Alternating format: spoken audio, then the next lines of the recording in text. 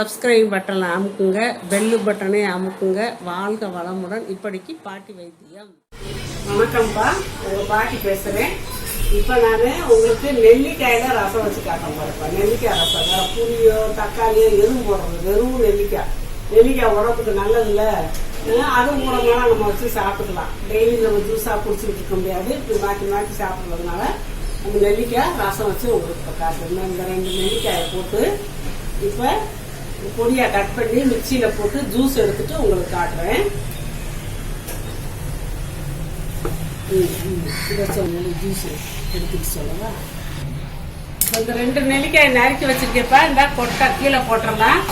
இதை நம்ம சட்னி அரைச்ச மாதிரி அரைச்சு ஜூஸா எடுத்துக்கலாம். கொஞ்சம் தண்ணியை ஊற்றி நம்ம சட்னி அரைக்கிற மாதிரி அரைச்சு வடிச்சு அப்புறம் தண்ணியை ஊற்றி ஊற்றி அரைச்சி எடுத்துக்கலாம். ஆச்சுப்பா, இதில் போட்டு நம்ம வடிகட்டிக்கலாம்.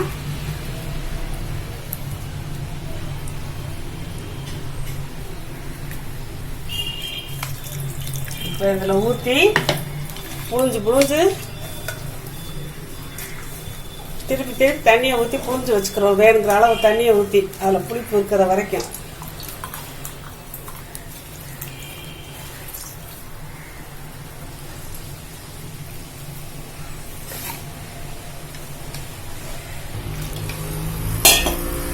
திருப்பி இந்த மிக்சி ஜாரில் சும்மா போட்டு தண்ணியை ஊற்றி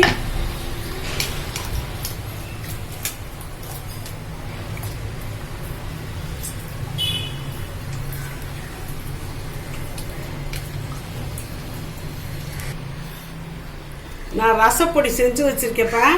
அது 1 ஸ்பூன் எடுத்துக்கிட்டேப்பா. இந்த நெல்லிக்காய் ஜூஸில் நம்ம போட்டுடுறோம்.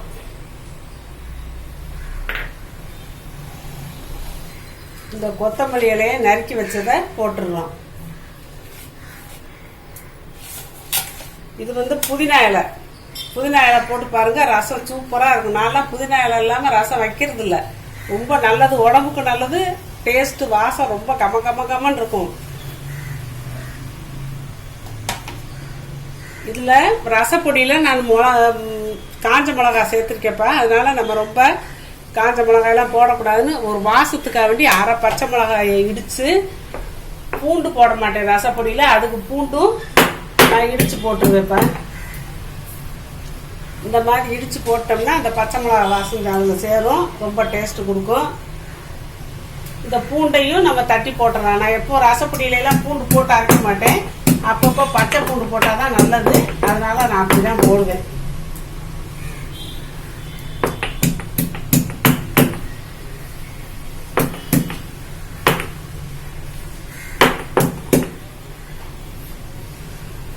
இந்த பூண்டு நசிச்ச பூண்டையும் போட்டாச்சு.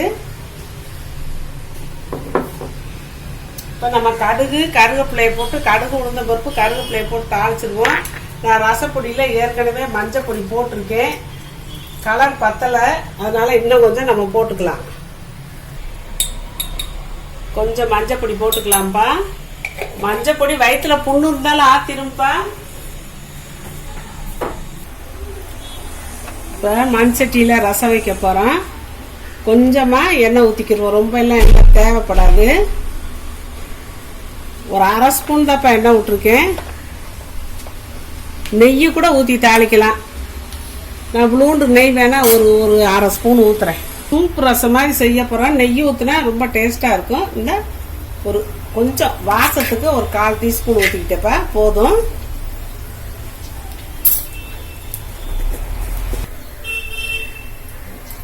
இப்போ சும்மா ஒரு 1/4 டீஸ்பூனு கடுகு போட்டுக்கலாம்.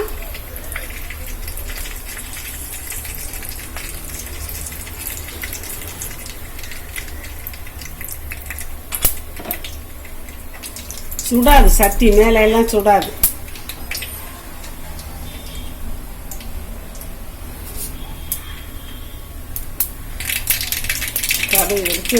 கடுகு வெடிச்சிருச்சுப்பா. இந்த ஒரு 10-15 உளுந்தம் பருப்பு போடுறேன். இது ரொம்ப உளுந்தெல்லாம் தேவையில்லை ரசத்துக்கு.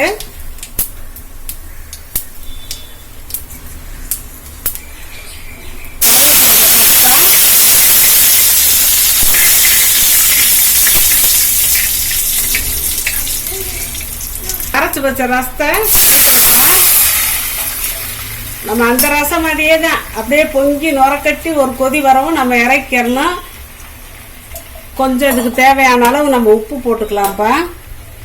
உப்பு மட்டும் பார்த்து போட்டுக்கோங்க, பத்தாட்டி கூட அப்புறம் போட்டுக்கலாம். ரசம் லேசாக அப்படி நுரைச்சி பொங்கி வருதுலப்பா. இந்த ஸ்டேஜில் நம்ம அடுப்பை ஆஃப் பண்ணிடணும். மண் சட்டிங்கிறதுனால உடனே நம்ம மாற்றிடணும், ஏன்னா அதில் கொதித்தன்மை இருந்துக்கிட்டே இருக்கும். சூப்பரான நெல்லிக்காய் ரசம் ரெடி ஆயிடுச்சு. கொஞ்சம் புளிப்பு பத்தாத மாதிரி துவர்ப்பு கொஞ்சம் தூக்கலா தெரியுது. அதனால கொஞ்சம் லெமன் சாறு ஊற்றிக்கலாம்ப்பா. இந்த லெமன் ஒரு ஓரத்தில் தான் எடுத்திருக்கேன். விதையோட போட்டால் கசக்கும், அதனால விதை இல்லாமல் ஒரு ஓரத்தில் எடுத்திருக்கேன். கொஞ்சம் போதும், லேஸ் அந்த துவர்ப்பு தன்மையை மாற்றுறதுக்கு. புளி பத்தலை. எலுமிச்சம்பழமும் நல்லது தான், அதனால் இந்த அளவுக்கு ஊற்றிட்டேன் போதும். உங்களுக்கு தேவையான அளவு பார்த்து, பத்தாட்டி கொஞ்சம் லெமன் சாறு மட்டும் ஊற்றிக்கோங்க. புளியோ தக்காளியோ தேவையில்லை. இது சூப்பு ரசம் மாதிரி கொதிக்கிறது. இந்த முட்டு போல நம்ம டம்ளரில் கூட எடுத்து சூடாக குடித்தோம்னா சளியிலி எல்லாம் ஓடி போயிருப்பா. சளி ஜலதோஷம் பிடிச்சி கொணங்கொணான்னு இருக்கவங்கெல்லாம் இந்த ரசத்தை வச்சே நம்ம சாப்பிடலாம். இப்போ இந்த லெமன் சாறு ஊற்றி கரெக்டாக இருக்குப்பா. இந்த சூப் மாதிரி குடிக்கலாம். நெல்லிக்காய் வந்து வைட்டமின் சி இருக்குது, உங்களுக்கு சொல்ல வேண்டியதில்லை. எலுமிச்சம்பழத்துலையும் அந்த மாதிரி தான், சிட்ரிக்கு பழம் அதுலேயும் இப்போ வைட்டமின் சி இருக்குது. இப்போ புதினா, கருவேப்பிலை, கொத்தமல்லி அத்தனையும் போட்டாச்சு. நான் ரசம் தாளிக்கும் போது பெருங்காயம் போடலை, ஏன்னா நான் ரசப்பொடியிலே நிறைய பெருங்காயம் சேர்த்துருக்கேன். அதனால் அந்த பெருங்காயமே போதும்னு நான் நினைக்கிறேன். உங்களுக்கு தேவைன்னா நீங்கள் கொஞ்சம் போட்டுக்கோங்க. நான் ரசப்பொடியும் அப்லோட் பண்ணியிருக்கேன், எப்படி நிறைய பேர் கேட்டதுனால அந்த ரசப்பொடியை பார்த்து இதில் ஜாயின் பண்ணலாம் பண்ணிக்கோங்க. நீங்கள் தனியாக கூட அரைச்சி சேர்த்து கூட நீங்கள் ரசம் வச்சுக்கலாம். மிளகு சீரகம் நம்ம ரசத்துக்கு அரைக்கிற மாதிரியே வச்சு இது பண்ணிக்கலாம்ப்பா. இப்போ சூப்பரான நெல்லிக்காய் சூப்பு ரசம் தான்ப்பா அதை சொல்லணும். சளி பிடிச்சவங்களாம் அப்படியே ஒரு டம்ளரில் ஊற்றி குடித்தோம்னா அப்புறம் மூக்கில் அப்படியே இருக்கிற சளியெல்லாம் தனியாக வடிஞ்சிடும். அப்புறம் நல்லாயிருக்கும். நான் ரொம்ப காரம் சேர்க்கல, அந்த மிளகு காரம் தான். இந்த நூண்டு அந்த அரை பச்சை மிளகா போட்டிருக்கேன். ரசப்பொடியில் சும்மா கொஞ்சமாக தான் காஞ்ச மிளகா வச்சுருக்கேன். அந்த மாதிரி வச்சு ரசம், அருமையான ரசம் ரெடி ஆயிடுச்சு. இந்த மாதிரி வச்சு சாப்பிட்டுக்கோங்கப்பா. வாழ்க வளமுடன். இப்போ நிறைய பேர்ப்பா நான் அவங்க கொஸ்டினுக்கு ஆன்சர் சொல்கிறதுலன்னு கேட்குறாங்க. சொல்லிக்கிட்டு தான் இருக்கேன். நான் அதுக்குன்னு சொல்லி பார்வையாளர்கள் கேள்வி பதில் நான் போட்டிருக்கேன். அதை பார்த்துக்கோங்கப்பா. அதை பார்த்தீங்கன்னா உங்களுக்கு தெரியும். நான் வரிசையாக கேள்வி பதில் போட்டுக்கிட்டே இருக்கேன். அதில் போட்டு பார்த்தீங்கன்னா நீங்கள் கேட்ட கேள்விக்கெல்லாம் நான் பதில் சொல்லிடுறேன்ப்பா. அதை கட்டாயம் நீங்கள் பார்த்து தெரிஞ்சுக்கோங்க.